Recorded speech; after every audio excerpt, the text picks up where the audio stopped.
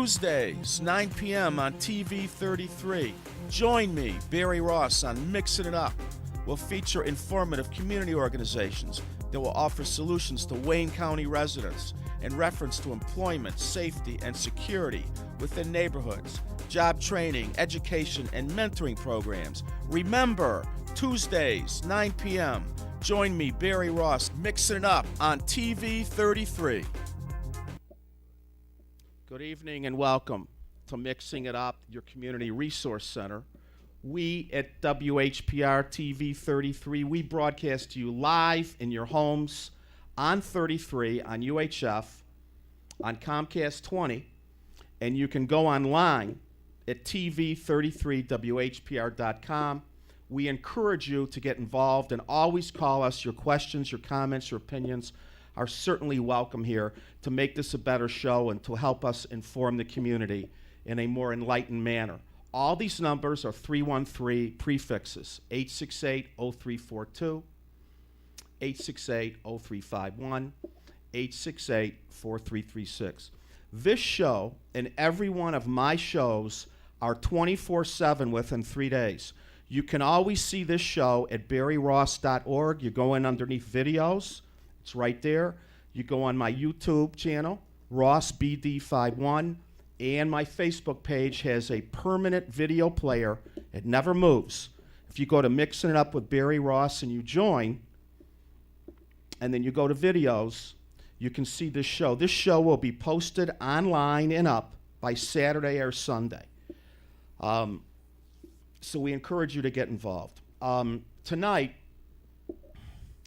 I try to always inform the community about relative resources that are pertinent in the community to help us better ourselves and help us sustain ourselves.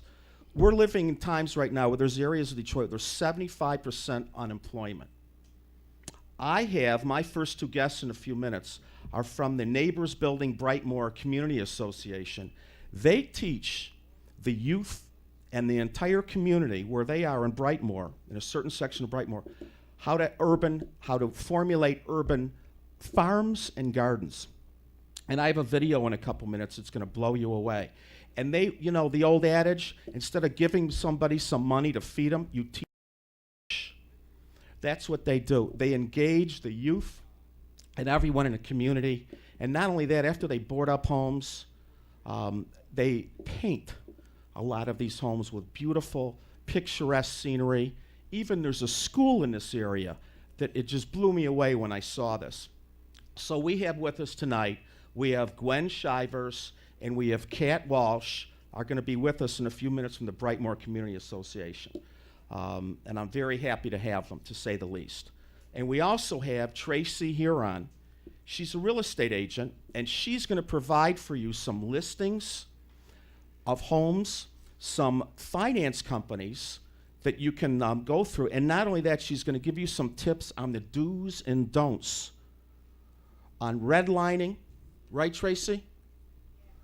And what to look for in homes and how not to get taken by a lot of these companies that cause this financial catastrophe in the mortgage business, which put us in a position we are today by giving people mortgages, and then later on they had these balloon rates that they couldn't afford. And I also have tonight, I'm very proud, I have, let me just say this, I have, from Detroit Coalition Against Violence, I have been out in the community many times for families that have had murders and had marches. I've supported several other groups on the streets with patrols. And when I hear that another one of our innocent women and children and elderly is getting beaten or attacked in this city, I'm there. So a couple weeks ago in 6 Mile, Wyoming, I met, it looks like I think about the third time, Maiwa Reynolds, Reverend Maiwa Reynolds. She's from the Fellowship Chapel. And I have to tell you, it takes a lot to impress me, but when I see somebody that's passionate and genuine, I gotta talk to them. So she's here at our show tonight, and I'm gonna tell you something. We need to light ourselves up with getting involved in the city, and if this lady can't set a fire under you to start watching out for your community and getting involved, I don't know what else can. I'm very proud to have her here tonight. And, she's from Fellowship Chapel, Dr. Wendell Anthony's mega church with Teferi Brent. And it's a great, great, great church, and I'm proud to have her. And then later on, at 10 o'clock, we have Minister Victor Muhammad, who takes over my segment from the FOI. And those of you out there, you know what I'm talking about. So he's going to be here tonight with another segment. Listen, last year, we formulated the Community Collaborative Patrol on Halloween. Minister Shabazz and I, Takes a Village All, and a few other organizations. We went out with about 50 cars 2 days before Halloween and Halloween itself and patrolled on the North End. This year, we're doing it again. We're having an organizational meeting at 1500 East State Fair at the True Oracles of God Ministries. We're encouraging, now that's the 29th of this month, 2 days before Halloween. Please show up at 7 o'clock, 1500 East State Fair. We need you to volunteer and come out with us and patrol, even if it's for an hour. We're going out from 8 to 1 or 2 o'clock in the morning, the 2 days before Halloween and Halloween itself. Even Tuesday night, when Minister Shabazz and I do our shows, we're leaving after our shows, and we're going to hit the streets. We need your support. You can call me, 313-355-2807, Detroit Coalition Against Violence hotline, and you can get involved. Let me see, what else? I just want to tell you that we have now the Greater Detroit Restoration Project. I'm throwing a lot of info at you tonight, so bear with me. We've boarded up our 69th home, abandoned home in Detroit. We just found out yesterday there was another murder, I believe, on the east side, an abandoned home, and we want to try to get out there as well when we get this information. We're sick and tired. These homes are havens for sexual predators. They're havens for drug trafficking. They're eyesores. Our babies are walking to school past these eyesores, and it's unacceptable. We don't have leadership in this city that is taking care of these properties. We're doing it. I'm encouraging you to get involved. We need financial support. We're on PayPal now, the Greater Detroit Restoration Project, 313-355-2807. So that's pretty much it. And without any further ado, so we say, we're going to introduce our two guests. Ladies, hi. Hi. And tell everybody, in a minute we're gonna show a video. Just give them a brief idea of the name of your association and what you guys are doing.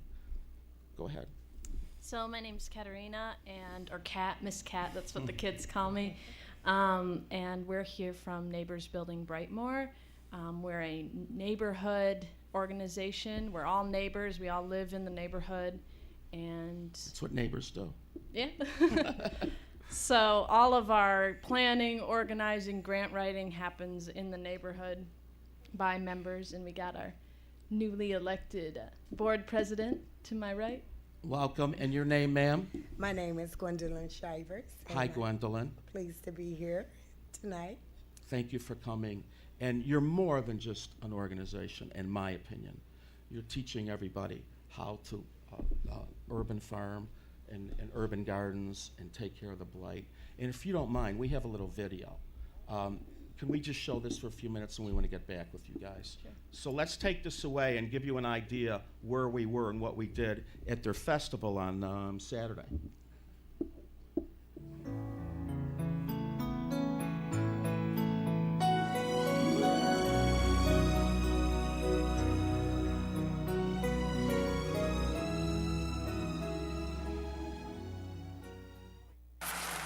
We are in the Brightmoor community. What's the name of, actually this again, I'm slow.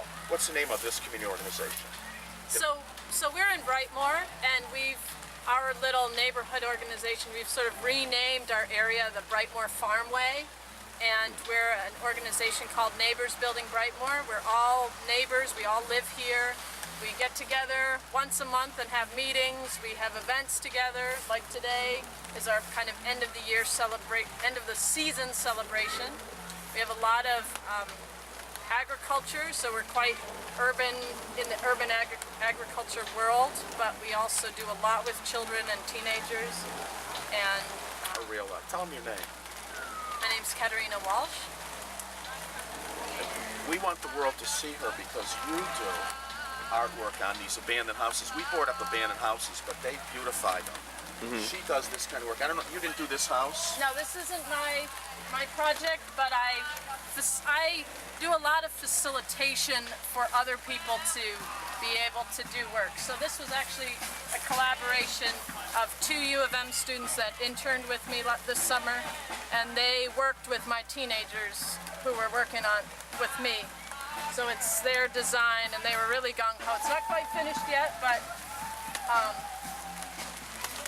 I like to bring in artists or people from outside into the neighborhood to meet the kids that are here that work with me. It just mixes it up. They get bored of me after a while, so I relish having other input from different people. So I work with quite a few different artists that come in, and either they teach a new skill or style, or do a project like this one with the teenagers. And actually now we're doing a mural in Inside, which we've never done, Where? at West Outer Drive United Methodist Church. It's on Outer Drive in Acacia. They've given us a space to make a teen room. So we're in the process with the teenagers of writing a little grant to get some funding so they can have teen night every Friday where they can hang out, watch movies, eat pizza in sort of a safe and socially healthy setting. There's not a lot to do around here on the weekends or in the evening, so and it was their idea, and then I kind of push them, motivate them. pull it out of them what exactly it is. And How long have you guys been doing this here, between the gardening and the cleaning up of the homes? How long has this been going on?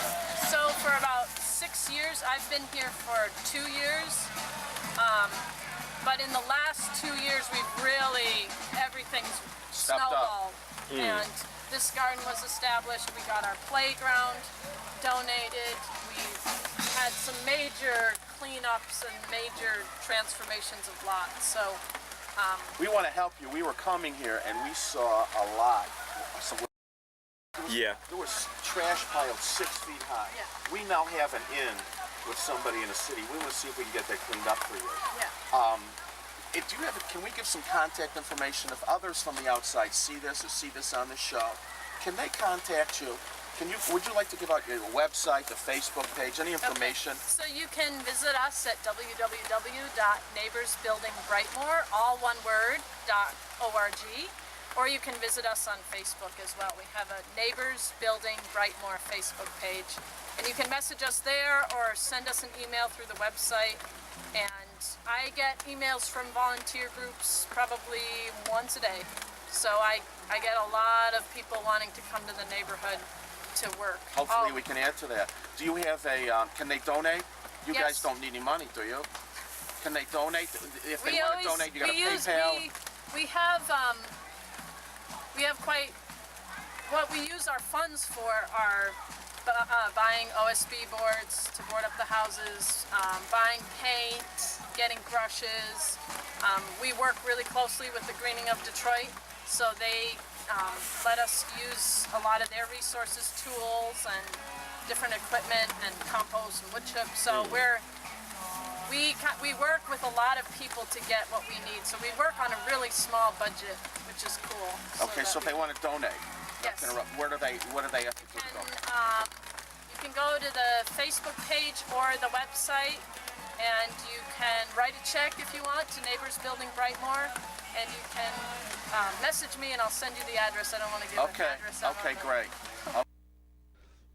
We're back live with Gwen and Kat, and I just have to tell you, I've seen urban farming. I've seen areas in Detroit and communities where they do some work, but this is block after block after block. And I wanted people to fully understand the breadth and the depth of the work that you guys are putting in, and not only just doing the crops, but you're instilling in the youth a sense of an ethic, a work ethic, the aspect of belonging to something, a group effort, and youth today. We're losing our youth, unfortunately. They're misplaced. And this is a great opportunity for other areas. I know you guys are humble, but I'll tell you, I want every area in Detroit where these abandoned houses are when they have troubled kids. And I know you don't like to say troubled kids, and I was a troubled kid. I was in and out of juvenile when I was younger. I want them to get the opportunity to learn how to feed themselves. Yes. And the sense of pride, we've lost honor in Detroit. And we haven't had any, people aren't getting involved. We have pockets of a prayer vigil here, a march here, a stand-up here, but we're not all still not working together. You guys, I'm inspired by what you're doing in your neighborhood. How long have you been doing this over there? How many years? So I'm the baby. Okay. So I've only been there for 2 years, but I moved specifically to that area of Brightmoor because of all the activity that was going on and meeting all the great people that are working on different things. We got about 40 or 50 families and individuals that are involved. Wow. And of course, meeting Gwen was important for all of that. May I just ask you, how did you know that this activity was going on? Where were you living before? In Michigan?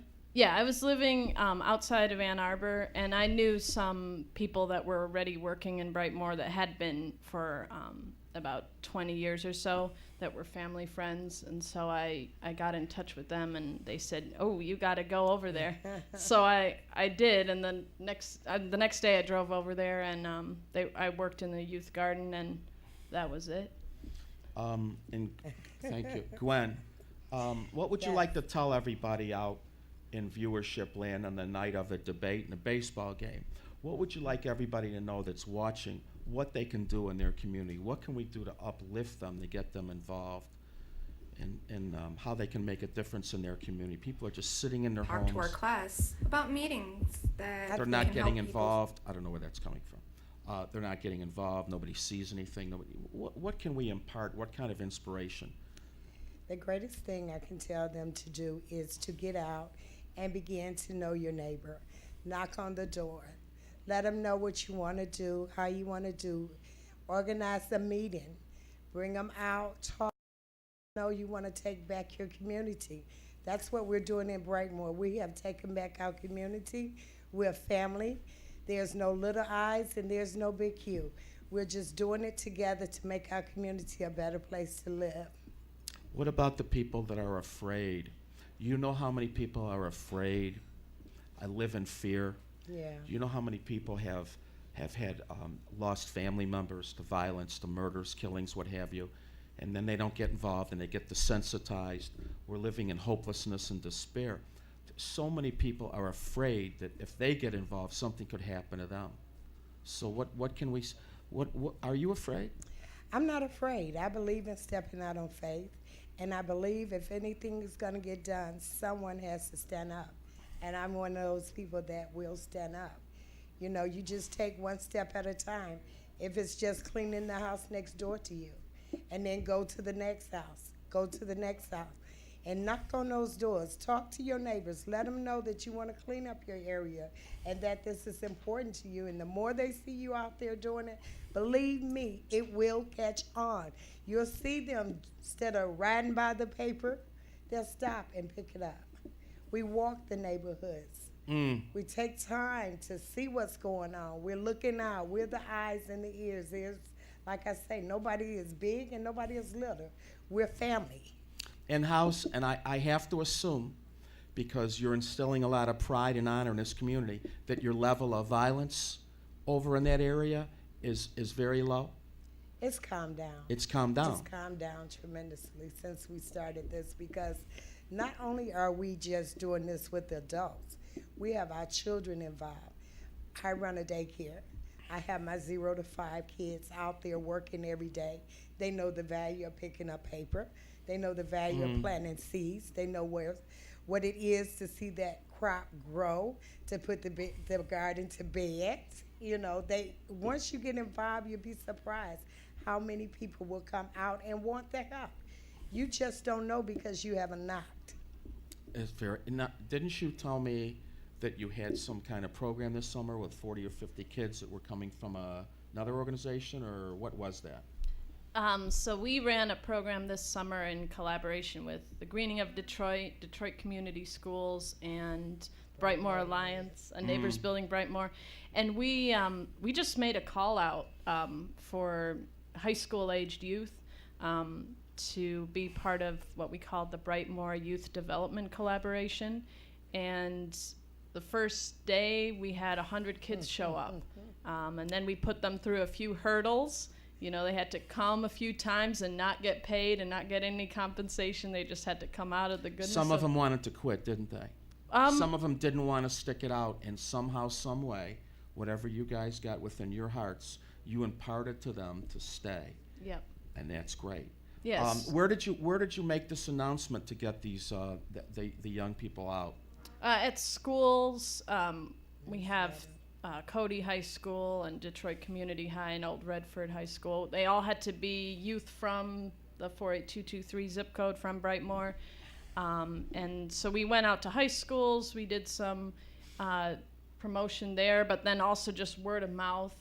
You tell a few kids that I'd worked with this summer before, and they tell their friends. And You got a good rep. yeah. You're Word buil- of mouth. You're, That's buil- the you're biggest building thing. a rep. We want to. Where is Emmanuel out there? Where's Emmanuel? Okay, we're gonna not yet. We're gonna have Gwen's son come on in a couple minutes also, and because he's got something to say to the young people out there that I want you all to hear. You want to do that now? Okay. All right, Emmanuel, come on up here, and this is just an organization that really just cares. Now, you take these crops to market. Yeah. You yield a crop, Oh, yeah. and you sell them as well. And the process, everyone goes along the way with you to see how that works. Would you take them down to the Eastern Market? So within the Brightmoor Youth Development Collaboration, yeah, that's what it's called, VYDC, we had 4 different working groups. So the students could pick either urban farming, they could board up houses and do murals with me, they could do making wood carving, signs, Emmanuel's group, or they did bike repair. I'm impressed. So the ones that on the urban farming, they did work in people's market gardens, and then they had their own garden, and they did take things to Eastern Market and sort of see how that That's wonderful. from, planting and growing the end. to harvesting. All and right, just 2 taking it, more yeah. things real quick, and I want to get to Emmanuel. Did you have enough volunteers to work with the youth? Because if you're going to all these schools and organizations to bring it, you have enough volunteers to help you? So going into the schools. Not the young people, the people to work with you to teach them. Oh, so we're very cyclical. We like to keep things sort of within the neighborhood. So we found people in the neighborhood that could teach skills to the young people. That's wonderful. Okay, my next question is, had you thought of going to like the juvenile facilities or the courts as community service to get them involved? Because so often our justice system, which is nothing but a business, just keeps rotating them and they don't change. The youth doesn't have programs. Actually, none of the prisons in Michigan have modification programs anymore to rehabilitate a prisoner. All they do is learn more how to be a more serious criminal. So maybe the justice system in Detroit, and I can help you with this. I got a couple of judges that, if you're interested, that love kids, maybe you could go to them and say, hey, you want an opportunity to get involved? Maybe you could work off some hours or whatever. Just a thought. Emmanuel, welcome to the show. You need to come a little closer. We want you at the mic. And thank you for coming. Yes, sir. Pleasure to be here. Thank you. What do you have to say? You're how old, Emmanuel? I'm 18 years old, sir. 18. And you've been working with your mom Yes, sir. and this beautiful lady here for years, I guess. Yes, sir. And what has Like- it done for you? Or what does it do for you? Well, how I used to put it, I used to say as far as like planting my seed. There's a lot of kids, a lot of students out here do not know how to plant their seed right. So like me, by being in this program, like it helped a lot because by just planting that first tree, planting my first seed, then looking to the next tree and the next trees to come, and seeing them that size, I look at it as like I planted this seed. Now I can grow up to this size, and like I'm a little bit nervous, but I'm getting up. That's okay. just pretend you're not on TV because it's no big deal. And Right. if they gave me a show, believe me, I was so nervous when I got a show. Here's the white boy at an African American station, so you talk about nervous. Let me tell you that I believe that, like myself, I grew up with a lot of anger and rage. And I think a lot of the violence that's within our communities, on the streets, maybe a dad wasn't around, they didn't get love in the home. Aren't you learning? I mean, I know your mom loves you, but look at this community all working together. It's a perfect illustration of love and harmony, I have to believe.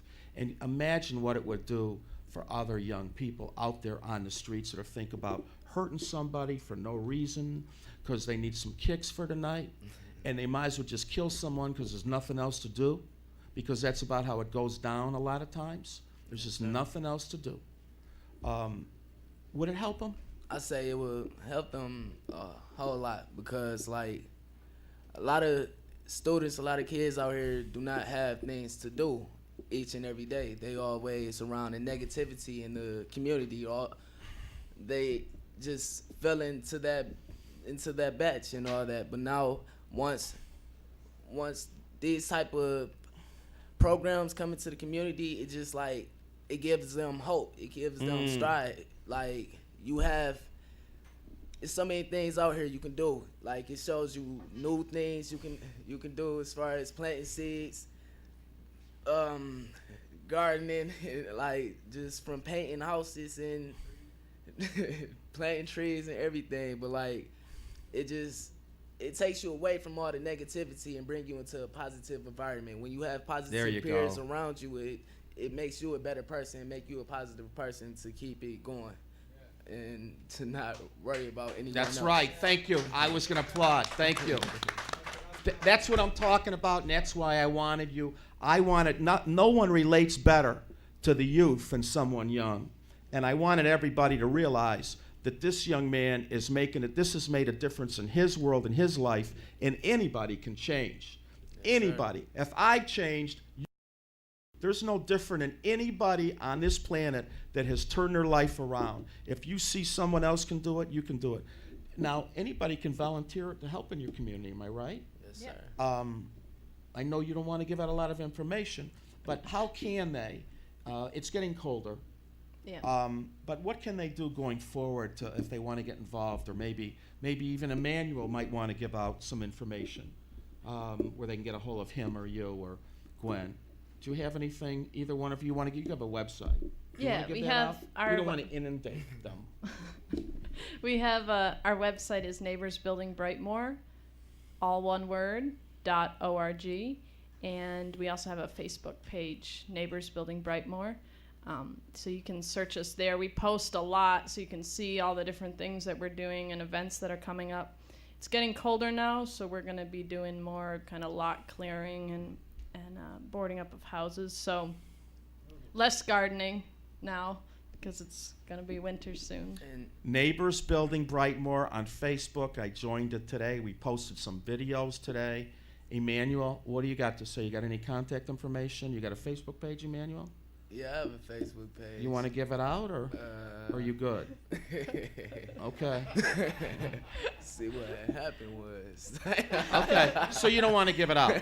Okay. But I was about to say, we have our landmarks, like the different gardens in the community. You can just always just stop by there. I'm sure if you get out your car and show effort like you willing to do anything, I'm sure someone in the community will stop by and give you any type of information. Then we always have our Brightmoor Alliance meetings. You can always come to those and like.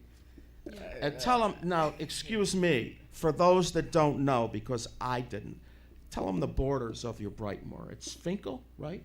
Yes. So, Well, you got so different Brightmoor is a divisions. pretty big area, but Your area. our little area is the north side is Fenkel and kind of Schoolcraft. South Finkel. Yeah, go on. I'm sorry. And 96 and Telegraph and Outer Drive. But we're spreading, so it's kind of that little corner You there. must have, I don't know, 50 gardens that I saw. And that's maybe because I ran out of time taking Ronnie home, and we have to thank Ronnie Smith for introducing me to Gwen and you. And so listen, on Beaverland, right? Beaverland. So we have our On party Beaverland. our party park is on Beaverland and Chalfont on the corner there, and that's where we have a lot of our events. We just had our Harvest Festival on Saturday. The Playscape Yeah. was for funds. Did you derive the cost for this, to pay for this, from the gardening and from the yield of the crops? No, Or actually, grant? that edible playscape is Gwen's baby. Okay. So All right. she's really better to talk about it. But we use a lot of Skillman, the mini grant. It's a really great small grant that anybody can apply for. It's a pretty simple process to get. All right, you're going to tell us about it. Yeah. We're going it's a good to listen. We got to take a break, and we're going to come back with, I believe, who's next, Ronnie? We're going to take a short. Both of you guys, I can't thank you enough. Emmanuel, and you were bad. Don't worry about it. And really, I mean, we're going to cut your record here, right? He's going to do something for you. Okay. All right. Thank you very much. We'll be right back in a couple minutes after this short word from somebody. Stay put, and we'll be right back. Hi, Mom. Where'd you get all this Narcotics Anonymous stuff from? Mrs. Owens had Narcotics Anonymous come and talk to our class about meetings that can help people stop using drugs.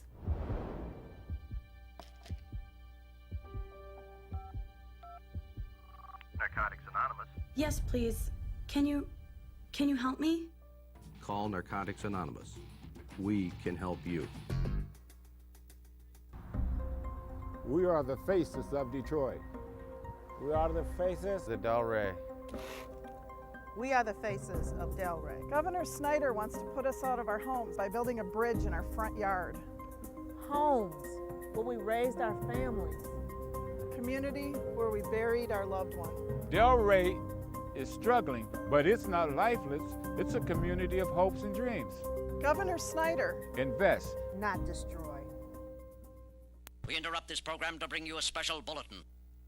Did you know that there are over 100,000 abandoned homes within the city of Detroit? If you are tired of abandoned houses in your neighborhood, please support the Greater Detroit Restoration Project. Please make all checks and money orders payable to the Greater Detroit Restoration Project. The mailing address, 17301 Livernois, Suite 405, Detroit, Michigan, 48221. All donations will help fund the expense of boarding up abandoned homes within the city of Detroit and Highland Park.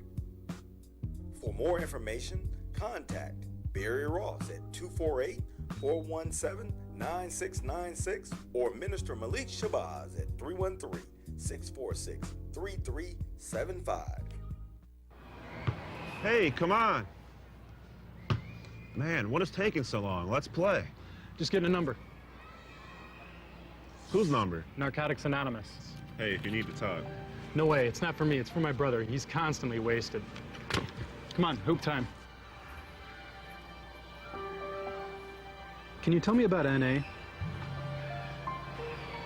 Call Narcotics Anonymous. We can help you. You are going to want to check me out. First Wednesday of every month. Join me, Barry Ross, remixing it up. It's webtv.com. I'm going to be reporting to you the facts and the truth, the way our society is run in Metro Detroit.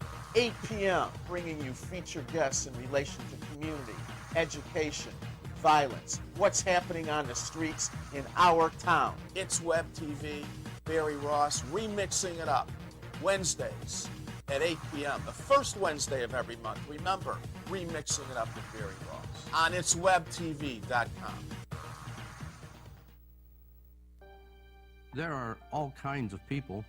Their variety is almost endless, and that's a good thing. Diversity is our strength, and so are our similarities.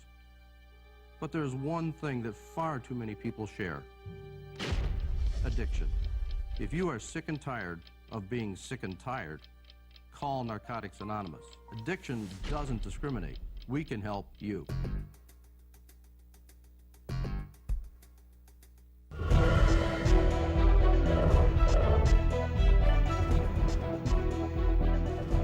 You're watching Power Talk on your community TV station, UHF TV 33, Detroit, Highland Park.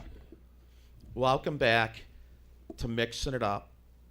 This show is live, and I'd like to know, anybody want to call and let me know how Obama's doing in a debate, because I was looking forward to the debate. I'm really sorry it's on the night of my show.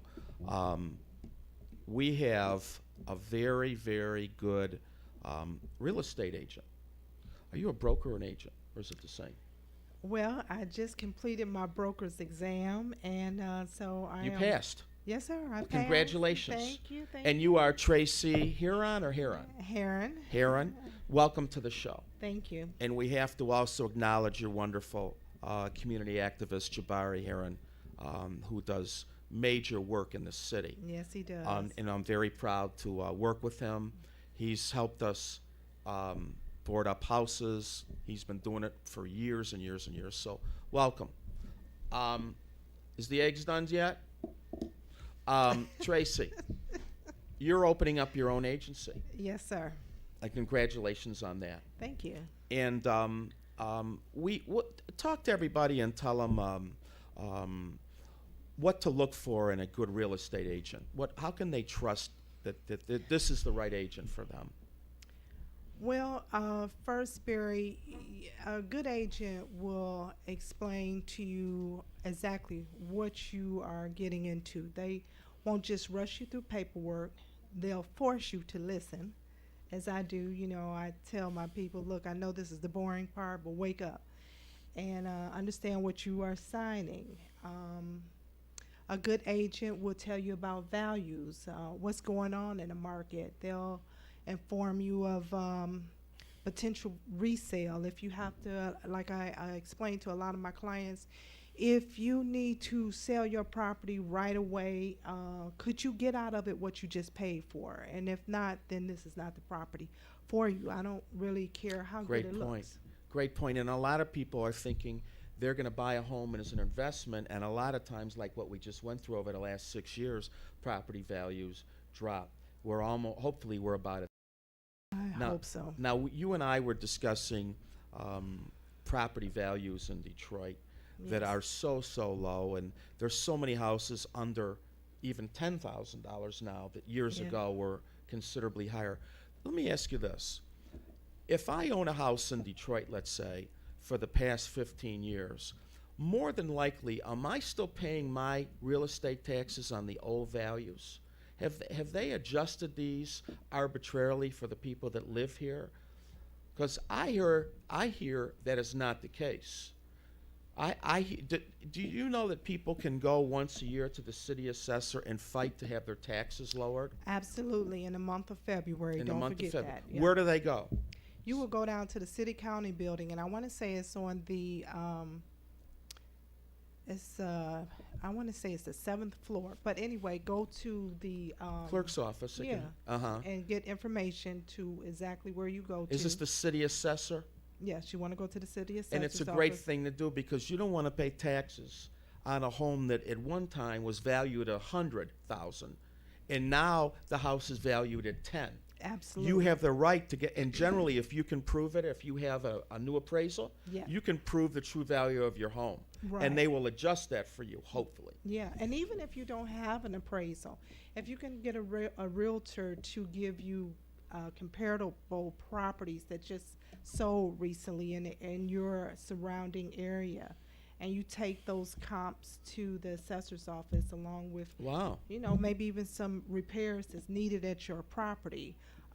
And it's really needed, Barry, because this year Wayne County auctioned off and is auctioning off approximately 22,000 properties that people have lost because of non-payment of taxes. That's far too many people. That's far too many people losing houses. This 22,000, is this going to be in one single auction, or is this an accumulation of different auctions? That's an awful lot of homes.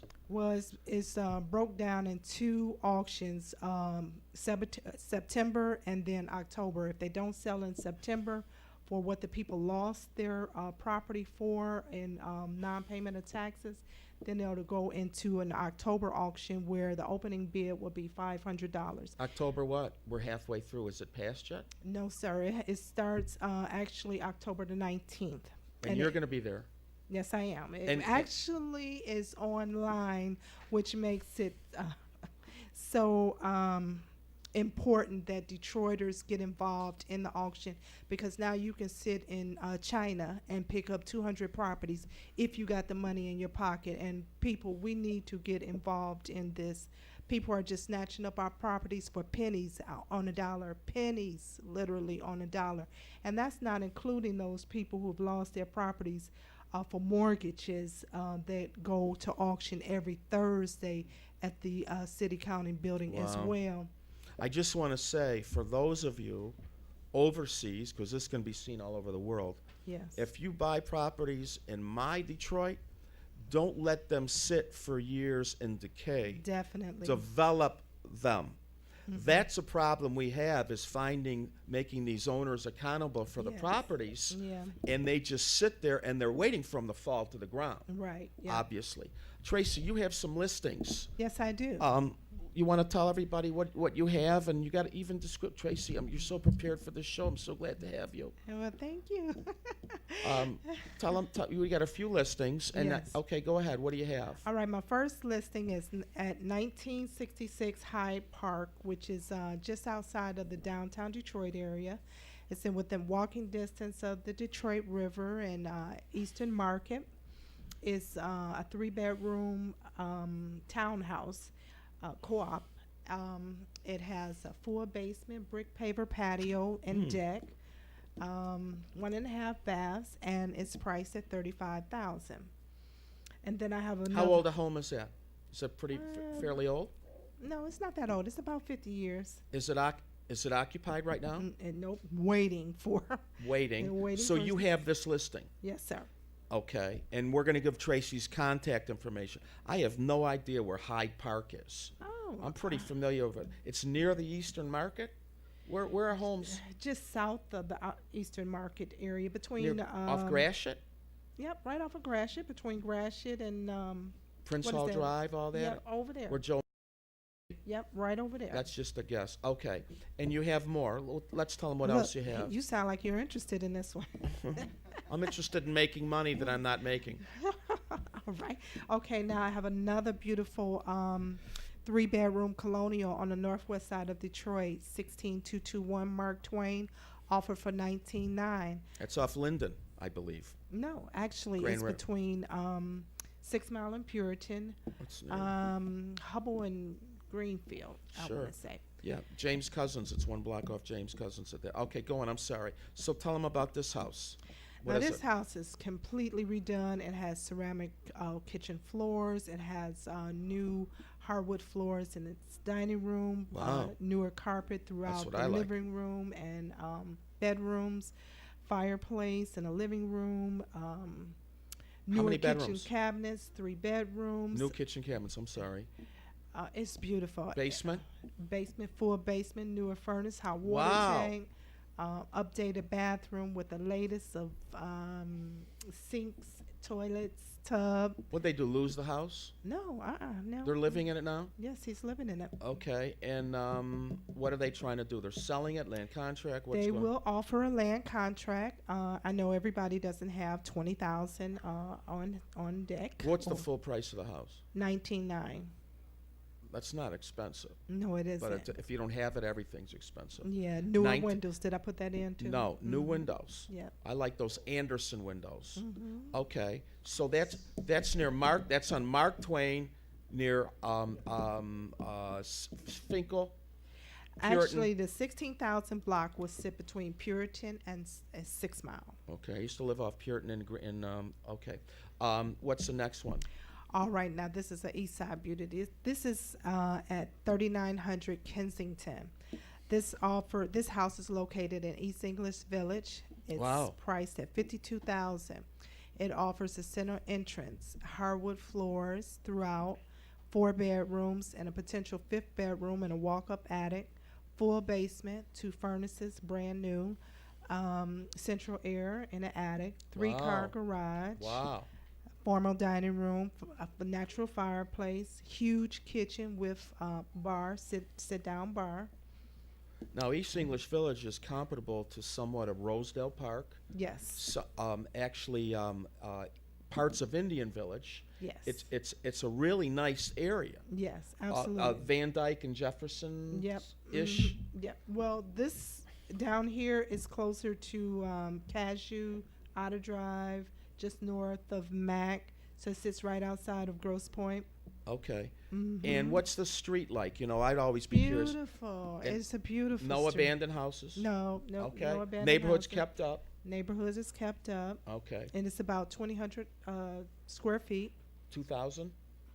You said Almost 3,000 square feet. Okay, that's pretty good. Mm-hmm. Beautiful home. The people don't know this. I don't know if you know it, but you can do a police clearance, a check, to see what kind of calls have going on in the neighborhood that you're planning on moving into. Okay. Okay, because it's an important thing to know. Mm-hmm. But of course, there could be police calls going off in the best of areas. It doesn't matter where you are. Absolutely. And maybe when you move in, you can make a difference in that community. Who is the lender that you usually use? Now, I got this dynamite guy. He is the absolute best for our Detroit properties because, we don't always have such, homes in great repair as these 3 I just described. And thank you for bringing the top shelf ones. Yes, Okay. no problem. Okay. Okay, my gentleman his name is Cliff Comfort, and he's with Flagstar Bank. He is a specialist in FHA 203K. And so What's 203K? it allows you to get extra monies to do home repairs. The repairs need to be at least $5,000 and above.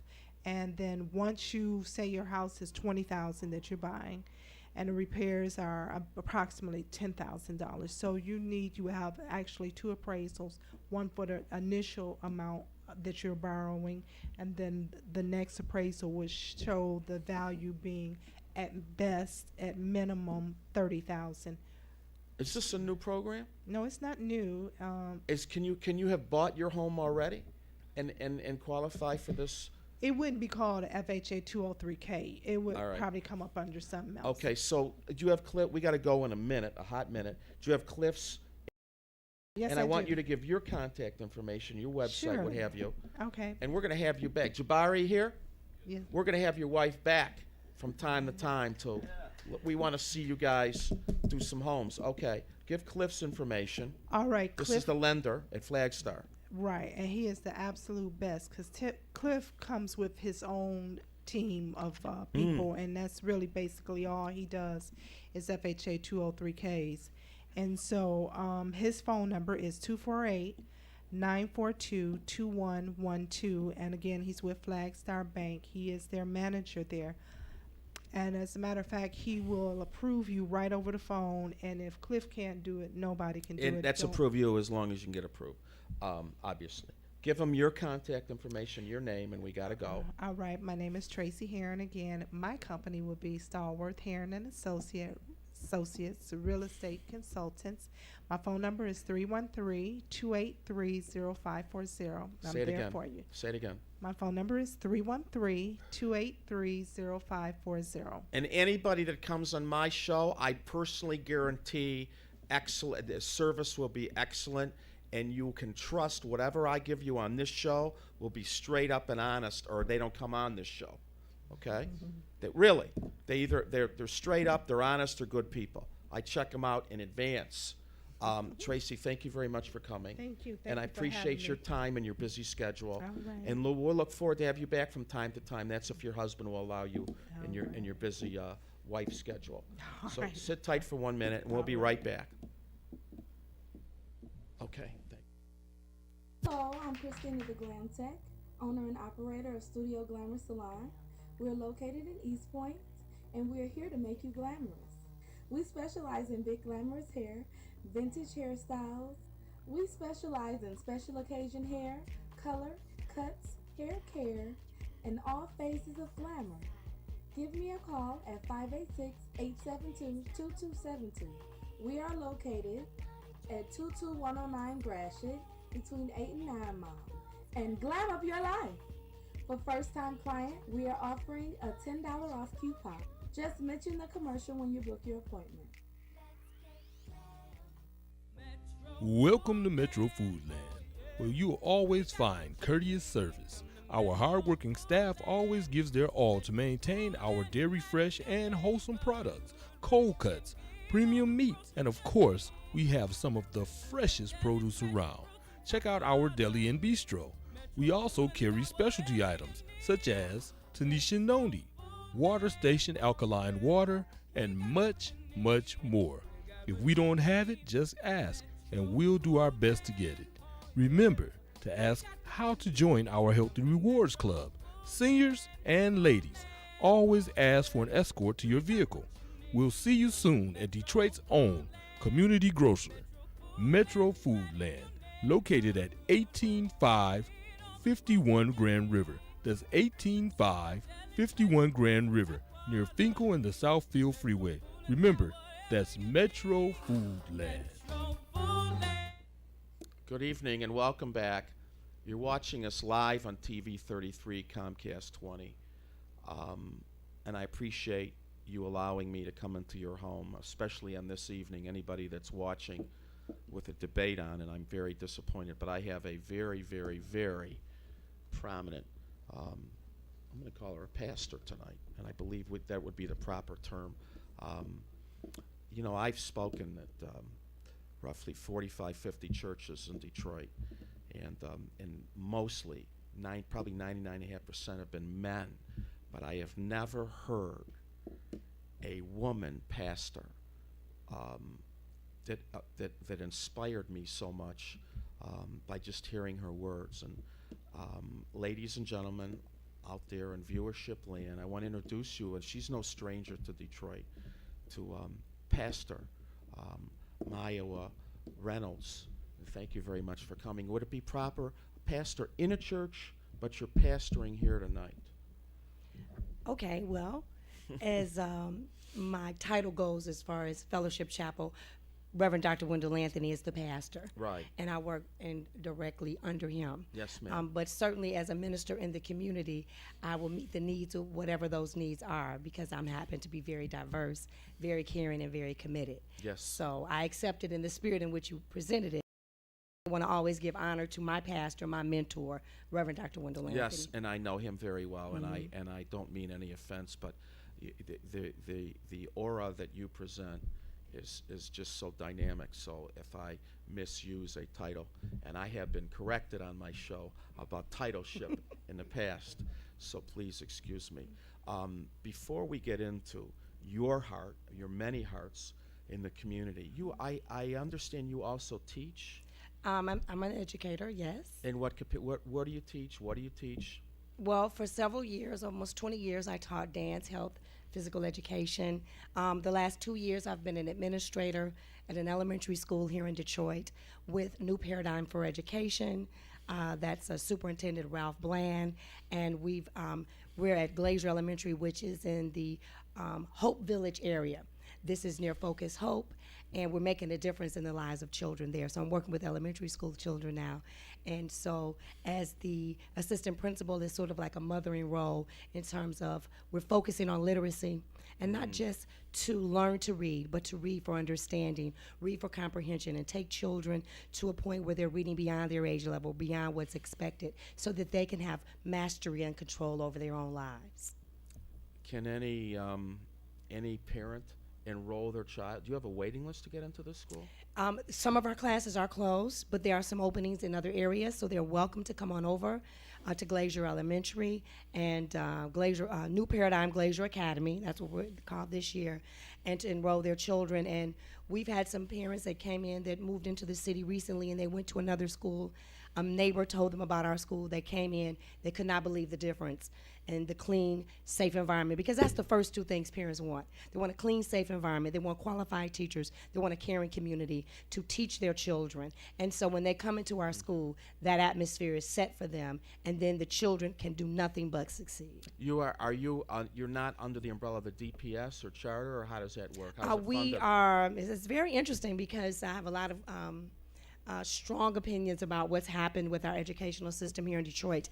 Detroit Public Schools 2 years ago was going to shut it down, and it offered an opportunity for charter agencies to apply. And so New Paradigm for Education runs the Detroit Edison Public School Academies, which are one of the highest performing public school academies in the state of Michigan. And so they took over this particular school, and then we just restructured it, developed, brought over the curriculum that was effective for them and made it fit for our students. So many, I go to a lot of the, almost all the Detroit school board meetings. Mhm. Children in the EAA, what is it, EEA or EAA, I think, EAA, EAA, yes. are not getting taught, in my opinion, with the qualified teachers that are certified like conventional teachers. In DPS, they don't have enough school books. The kids are crammed into the classes, and they're not taught with respect, honor, and love, and they're talked at. And it seems like the days of the teachers being committed to the students, there's a few, they've lost their way for so many reasons. And it's a pleasure to hear. I'd like to come to the school and sit in on some of the classes. Absolutely. And I do that. And I have been to quite a few schools to learn and to bring this back. But let's talk about, we can depart from this for a minute, although it's very important. We don't have a lot of time. I was out with you. We've seen each other a few times. Right. But I probably knew more about what you were doing, and I just fall into the woodwork. But I just want to ask you, we met at the prayer vigil on 6 Mile, Wyoming, Yes. where several beatings had occurred. Mhm. And I would like you to tell the people watching and listening and online, and if anybody wants to call, what you feel we need to do as a community to step up our game. Our leadership is practically non-existent. We now have a problem. Our ex-police chief is having a problem. We're doing nothing but showing one another that we don't know how to run a city. But what can we impart to the audience? That's what I always want to give people something. What do you have to say to the mothers and fathers and children out there? Well, first I want to say that while our challenges seem large and insurmountable at times, we have everything we need to solve all the problems that we have. And that's the first thing that we need to recognize. We need to shift our consciousness from thinking that someone is going to come from somewhere and they're going to make something happen for us. That the people of Detroit, the citizens of this city, have everything they need to make a change, to make a difference. And we have to recognize that. Our young people are gifted, they're brilliant, they're beautiful, but if no one is telling them that, if they don't have the outlet, like this young man that was here earlier, if they don't have an opportunity to plant a tree or to see something different or to experience something different, they're only going to replicate what has been put in front of them. But I do a study every year. I study with the Urban Bushwomen, which is a group out of New York, as a dancer, and I taught dance at the Detroit School of Arts for several years. And I studied with them in the summer, and I study in New Orleans. And New Orleans is very significant because it has very many similarities to Detroit. Now, New Orleans had a natural disaster, Hurricane Katrina, and coupled with the human failings from the break of the levee. And people were wiped out. The African American community was completely disenfranchised, educationally, business, housing. And in the city of Detroit, the people of this city have been disenfranchised, and everything is inextricably connected. They've used the economic crisis as if we haven't seen hard times before. We lived through many hard times. We made it through the Ma'afa of enslavement.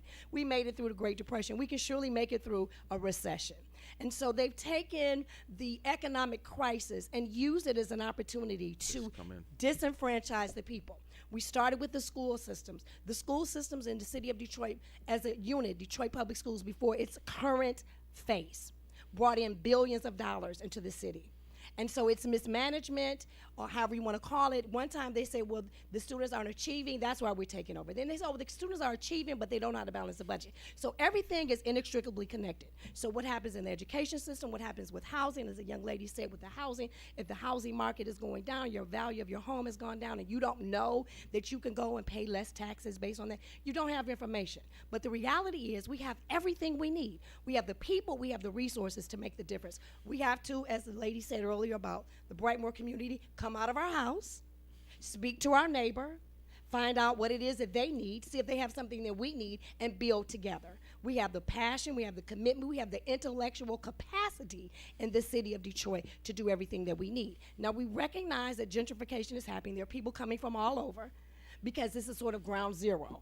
You know, it's very Sure. cheap. You can come here, you can live cheap. There are incentives to live in Midtown. We have to be very realistic about what's happening. But we have to get it right this time. Because the last time we tried to live together, because my parents, when they moved over on Northwest Detroit, we were the second African-American family. And when I was born, by the time I was 5, there were no people of non-African-American descent. They were all African Americans by the time I went to elementary school. So I went to all black elementary, middle, and high school. So people left. We all know that. And now people are coming back of various diverse cultures. We have to learn to sit together and say that we can work together, we're gonna live together, we're gonna shop together, we're gonna go to school together. Because if not, we're creating a system of apartheid within the city. And we're saying those people who have been disenfranchised, those people who are poor, those people who've had a lack of education for the lack of the will to do what is right. It's not they don't know what the right thing to do. We know how to provide quality teachers. We know how to reduce class sizes, but they lack the will. So when you lack the will, you allow kids to sit in a classroom of 40 students. When you lack the will to do the right thing because you don't value the children. So it's about having the will. It's about holding people accountable. It's about calling people out. You start with the principal. This is unacceptable. The principal can't help you, then you go to their supervisor. But parents have to take action. We have to stop dropping our kids off and being driven by parents. We have to actually stop the car, go in the building, check it out, volunteer, get involved. But I believe that we have everything that we need to be successful. Everything. We just have to tap into it. Everything is already in the house. Everything already exists in Detroit for Detroit to be great. And we have to stop allowing the media to feed us a diet of negativity and mayhem and ignorance and blitz and blight. And we have to say, what's good? That's why this station is so important, because you highlight what is good that's going on. Who are the great people in this community? Who are the people that are making a difference? They don't have their names in lights. That lady's name is not in the history book, but she's making a difference because she stepped outside of her home. In Brightmoor, they're deciding as a community that they're going to make a difference. And so we have all over this city everything that we need to make it a better city. So what's the plan? So we have this. What can we do? And I say it all the time, and the minister says it all the time. I want to organize. If we got groups here that understand this, and groups here, whatever our differences are, we need to come together. We need to stop talking and you know what's interesting? The people that do most of the complaining are the people that don't get involved. And all they do is condemn and criticize. This is a divine plan, in my opinion. I'm not asking to put yourself on the spot, but I know this is coming from the Republican Party out of Lansing to take over all of the city. Now, even though I look like this and I'm white, I know that the majority of people coming in to Midtown, what have you, are predominantly younger white people. They're all moving in a certain area. But what's going on in the neighborhoods? You know, we talk about, and I've said this many times, I quote my older brother, we have a black city and a white downtown, but what's going on in our neighborhoods? We have no commerce. A wig shop, a gas station, a party store, and a beauty shop or something. Right. We don't have enough supermarkets. So the plan, what we want to get, we want the people to organize and join in to make a difference. They need to vote. Absolutely. You want to say something to them about voting in 3 weeks? Well, How I want important to it go is? back to your first point about coming together, because that's so critical. And the word debate was really resonating in my mind, because I've heard you mention it twice tonight, and we know the debate is on tonight. But I think the reason why we have so many, we're so disenfranchised from one another is because we spend too much time debating. Absolutely. Because a debate is, I listen for holes, I listen for gaps, and then I respond and I try to cut you off. But a conversation is an opportunity to listen. to hear what you're really saying, Right. to try to meet that need. And then for you to hear what I'm saying. And then we can work together. We can build community. We can build cities. We can build families. This is, as a minister, this goes to the core of the family. When I'm counseling families, changing a couple's life to go from when you're having a conversation, stop listening for the mistake, stop listening for the jab, stop listening for the negativity, and listen for understanding. Because if you listen for understanding, you might say, you know what? I'm sorry. I didn't mean it that way. You may begin to reshape and reframe how you respond to people. And this is what we're saying about the sectioning off of the city. We're going to create a situation where you know what the response is. When people have their backs against the wall, when they don't have access to good food, when they don't have access and other people do, it creates negativity. And we have to get it right this time. We have to learn to live together. And the only way we do that is for those people who are coming in to recognize, no matter what they've heard, no matter what they've seen, that the people of the city of Detroit are intelligent, are capable, are beautiful, Resourceful. are bright, are resourceful, can make something out of nothing, and they have something to offer. They have something to bring to the table. I think it's great. I just want to say, since you are a religious figure, that I have decided, I go to these, I don't know if you're familiar with them, these interfaith events every couple months. They're at a different religious affiliation. And I'm Jewish. The next month, I think it's coming up soon, where the Islamic faith is going to go to a synagogue and have a service, and then everybody's going to go to a mosque. But I say that's okay, but you know what? I want to set up a panel, and I've already talked to a few people in religions. I want to do more than talk. I want to have dialogue about I want to have discourse on our ignorances. And I want to allow us, like you said, to be heard and not condemn the other person for whatever it is that they were taught from 2,000 years ago, passed on from one generation to the next. I already have somebody very interested in the Islamic American Council, high up, and I have more. And I want to set up a panel where we can all sit down and break through. That's not going to, I don't know what that's going to do for Detroit, but I think worldwide we need to hear and see that we can all work together. There's only pockets of it. You know what? Why do we think that if you're a different shade, different skin color, that your blood is different, or that you hurt differently than me, or whatever it is, or we have different intellect because of the way we look? And I'm not asking for any accolades. I just see so many differences. In the churches, we have 166,000 in Michigan. Yeah. What can we do about joining together? I spoke at the Baptist Pastoral Council about getting the men in each church to come out of their church, around and patrol like the Furious in their community. I was barely heard. I mean, what a difference the churches alone can make. And I'm not faulting any specific religious affiliation, but my God, let's all start walking through our communities like you guys doing, like Minister Farrakhan is doing every Monday night. You know, there's so much we can do, but I've gone on. Take another couple minutes real quick and just tell everybody what you think. Close it out for us. Well, I'll start where you left off. If we put aside our ego, and we put aside who's going to get credit, we can do some marvelous things together. Because every faith tradition, having gone to seminary, every faith tradition has as its core the human family, has as its core peace. And if we want peace, we have to demonstrate peace. We have to be peaceful in our homes. We have to be peaceful in our interactions with our children. Right. And we have to be willing to say, while I was taught to worship God different, while I was taught my theology may be different, that ultimately we all want peace.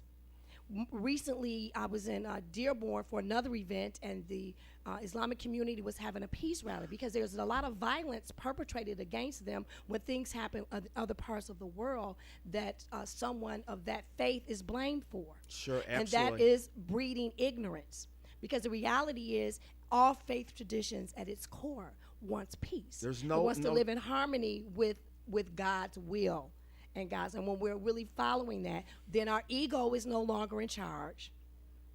You know, with the size of our mosque, our church, our temple is not the issue. It's, do we want peace? And if we want it, we're willing to go in and we're willing to look children in the face and say, I love you. I care about you. You're important. You're worthy. You deserve better. And I'm going to be the adult that helps you get better. This says it is not enough. It's not okay for you to be in a class with 40 children. That's not acceptable. Right. There's no economical bottom line that says that's acceptable. So we have to work together. We have to understand that we want the same thing. We look differently, we eat different foods, we like different music, but we want the same thing. We want peace. We want That's right. violence to stop. You got it. And so we're willing to work together, and I think that Detroit in the past has been the microcosm of what happens in the world. And we're forgetting our rich history. We're forgetting how what we do, we change the world, and we change the industrial world right here in Detroit. We change the music world. We change everything that comes out of Detroit changes the world and makes it better. And it's almost like we have amnesia. But I want to remind the people that we are great and that we have everything inside of us, and we just have to be willing to use it. The word education is Latin for educere, that we extract, we pull from. So our children already are brilliant and bright, and it's our responsibility to pull that from You them. are great. I'm running over. I couldn't stop talking, and I apologize to the minister over here. We're gonna. I appreciate you coming so much, and I'm gonna come and talk to you for a minute before we leave. We're gonna take a short break, and Minister Muhammad will be right back to close out the show. So thank you for watching and listening, and thank you. Thank you. We are the faces of Detroit. We are the faces of Delray. We are the faces of Delray. Governor Snyder wants to put us out of our homes by building a bridge in our front yard. Homes where we raised our families. A community where we buried our loved one. Delray is struggling, but it's not lifeless. It's a community of hopes and dreams. Governor Snyder. Invest. Not destroy. We interrupt this program to bring you a special bulletin. Did you know that there are over 100,000 abandoned homes within the city of Detroit? If you are tired of abandoned dangerous houses in your neighborhood, please support the Greater Detroit Restoration Project. Please make all checks and money orders payable to the Greater Detroit Restoration Project. The mailing address, 17301 Livernois, Suite 405, Detroit, Michigan, 48221. All donations will help fund the expense of boarding up abandoned homes within the city of Detroit and Highland Park. Assalamu alaikum. It's Victor Muhammad. I am the Director of Prison Reform Ministry for the Nation of Islam, under the teaching of the Most Honorable Elijah Muhammad, as taught to us by Minister Farrakhan, and under the regional auspices of Minister Rasul Muhammad, son of the Honorable Elijah Muhammad. I want to thank everybody for tuning in today. Today is a very special day, although the world tries. This is the 17th anniversary of the Million Man March, one of the greatest assemblies that ever took place in the history of the world. And it seems as though I just got in from Charlotte from being with Minister Farrakhan, and he delivered a beautiful, beautiful message, and he only delivered part one. So you should get out to Muhammad's Mosque number 1 on 14880 Wyoming and get a copy of that particular lecture, and also tune in this Sunday where he will deliver part 2 from Mosque Mariam on NOI.org. So you can listen to the minister follow up his groundbreaking lecture in Charlotte, North Carolina, that was in the commemoration of the Million Man March, and also the part 2 version, so that you can get the entire uncut version. And as it was interesting today as I got back to Detroit, and I still had the same spirit that I had when I arrived back to Chicago in 1995, very excited, very pumped up with what the minister had told us in the Million Man March. And the thing is when you got back in 1995, you saw action in motion. You saw people with the same mindset, the same thought processes, and everybody was looking forward to seeing the great change that did come to our community as a result of the Million Man March. But those who are against the rise of our community always try to downplay what happened as a result of the Million Man March. But today, coming back from Charlotte was a lot different because as soon as you landed in Detroit, you heard of this murder and that murder and this incident and that incident. And you heard about the former mayor. You heard about the former police chief. Bless you boys, the Detroit Tigers, and of course the debate tonight. They are constantly keeping us distracted on what we should be concentrating on. And as you hear these things going, and everyone asks the question, what can we do? What can we do? And it was that simple message that the minister delivered in 1995 that brought us back to the same conditions in LA, the same conditions in Chicago, the same conditions in New York, and caught us as men taking responsibility. We came back with atonement. We came back with reconciliation, and we came out with responsibility. So it's not a stroke of luck or genius that you didn't hear a lot about today being such a commemorative day. And on the news, they did not want you to remember that you made a commitment 17 years ago that changed the look of the black man in America to all over the world. They still wanted to deliver us as negative images. They want to send out the menaces to society and say that Detroit is destroyed. And they want us to continue to kill each other, because in the simple pledge of the Million Man March was the answer that it took. It told us to not harm one another. It told us not to indulge in liquor and drugs. It told us not to disrespect our woman. And it told us to go back to our communities and make a difference. And those are the things we did, because they never tell you this about the Million Man March, that when they came back that there was an increase in black adoption. They didn't want you to know that. They didn't tell you that there was an increase in black voter registration. They didn't tell you that there was an increase in child support payments being made and children being united with their fathers. They didn't tell you that the Urban League, the church, and all the other civic organizations had increased enrollment. They wanted you to believe that it was just a speech and it went away. But if it was such just a speech, then the enemies of our rise would not have done what they done. The price of cocaine and heroin went down in the black community. The black community was flooded with guns. The population of the federal prisons doubled during that time.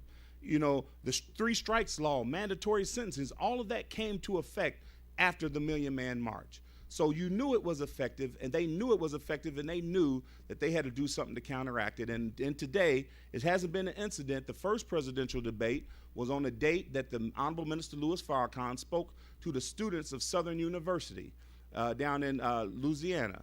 And then on the 17th anniversary, we have the second debate, as well as we have the Tigers games and all other things of sport and play that's of this world that keeps us distracted of what we need to be cognizant of. But the thing is the Honorable Minister Louis Farrakhan delivered such a beautiful message in Charlotte, and it was so full of what we need to do together. It is our unity that's going to change. It's like Sister said, you're waiting on someone else to and deliver to us what we can do ourselves. All of the answers that anyone from the outside would come to Detroit with, they would have to use the people on the inside to even get it executed, because they are not knowledgeable of what goes on in Detroit. They're not the ones who's going to be the merchants of change in Detroit. See, we don't have an economic problem. We don't have a political problem. We have a spiritual problem in Detroit, because when one sees themselves properly and they see themselves as who they are and how God put them on this planet to be, then they will know that crime is beneath them. They know that breaking and entering is beneath them. They know that taking a bribe or being less than honest as a politician is beneath them. And that is what's lacking in here. This is a black city that has a black population, and it needs to go back to its black mind and stop letting other people tell us what we need to do in this city. Because this city does have to fall before it can rise again, because all great things come from pressure. You don't get a diamond unless the pressures and heat of the earth presses it together for it to create a diamond. You don't even get a baby born without pressure. So for Detroit to come back and come back in the spirit in which it will come back, and I am 100% certain that it will, that when it comes back in that spirit, it's going to come back from the pressures that we're experiencing today. And the people that we look to lead us are not the ones who have leaving. Those are the selected people in front of us, and they're not the ones that God has elected. And the Honorable Minister Louis Farrakhan is a man who speaks truth to power, and he never flinches at saying the truth for you and I. So when we listen to a man like this, when they tell you not to listen to him, when your enemy, you have already seen the colors of your enemy, and you've seen how they act. So you know when they tell you not to listen to something, they say he's a hater. They said he's an anti-Semite. They've said all these things, and the minister said this himself. He said, how can I be guilty of all those things when I don't have the power to execute on it? When has you ever seen a man that is 80 years old? He has never been arrested in his life, so much as a traffic ticket. And if he's such a hater, he is such a demagogue, then you have not seen him harm the hair on one individual. You have not seen us as the Nation of Islam do anything negative in this country, but you've seen those other people who tell you not to listen to us. You've seen them do their damage in our community, and it is within, when God sends a man like that to speak truth to power, you better be well listening to him and listen to him good, because it is in his words that you will find the healing that takes a sin-sick city, a sin-sick nation, and raises it back up on its feet where it needs to go so that our children can be proud. Our children are fearless today. They're just misguided. And the teachings of the Honorable Elijah Muhammad, as taught by the Honorable Minister Louis Farrakhan, as it is taught in the Million Man March pledge, if we was just to take that pledge, and I'm going to read that pledge again, step by step, so that we will know if we were to do these things in our community, we would not have to worry about the crime and pestilence that's occurring. It says that I pledge from this day forward, I will strive to love my brother as I love myself. If I love my brother as I love myself, we already got this game beat. And from this day forward, strive to improve myself spiritually, morally, mentally, socially, politically, economically, for the benefit of myself, my family, and my people. I pledge that I will strive to build businesses, build houses, build hospitals, build factories, and enter into international trade for the good of myself, my family, and my people. I pledge that I will never raise my hand with a knife, a gun, to beat, cut, shoot any member of my family or any human being except in self-defense. And I pledge this day forward, I will never abuse my wife by striking her, disrespecting her, for she is the mother of my children and the producer of my future. I pledge from this day forward, I will never engage in abuse of children, little boys, little girls, for sexual gratification, for I will let them grow in peace to be strong men and women in the future of our people. I will never again use the B word to describe any female, but particularly my own black sister. I pledge from this day forward that I will not poison my body with drugs and that which is destructive to my health and my well-being. I pledge from this day forward I will support black newspaper, black radio, black television, and I will support black artists who clean up their acts to show respect for themselves and respect for their people and respect for the ears of the human family. I will do all of this, so help me God. Now, if we were to take that pledge and put that into action here in Detroit, we would not have Fox News or any of these other people have anything to say about us as Detroiters. They would not be able to say, they would not be able to use us as the laughing stock of the United States and of the world. Because together as one black family, 85% strong here in the city of Detroit, and we will become as one, and we will not be the harmers of each other. We will not be the hurters of each other, but we will be the lovers and supporters of one another. And I say that, dear family, on behalf of the Honorable Minister Louis Farrakhan, the Nation of Islam, Mosque number 1, Minister Rasul Muhammad, that is what we should do. These are the 8 steps of atonement. The first one we do is we point out the wrong. 2, we acknowledge the wrong. 3, we confess the fault. 4, we repent. 5, we atone. 6, we forgive. 7, we reconcile and restore. And 8, we come in perfect union with God. Those 8 steps of atonement will solve all differences in our community, in our family, husband to wife, wife to husband, son to daughter, and you will be able to solve all problems that present itself to you. So I thank you, dear family, for the time that I was allowed to be before you this evening. I thank you again, and happy anniversary, 17th anniversary for the Million Man March. May Allah bless and keep you. Assalamu alaikum. Tuesdays, 9 p.m. on TV 33. Join me, Barry Ross, on Mixing It Up. We'll feature informative community organizations that will offer solutions to Wayne County residents in reference to employment, safety, and security within neighborhoods. job training, education, and mentoring programs. Remember, Tuesdays, 9 p.m., join me, Barry Ross, mixing it up on TV 33.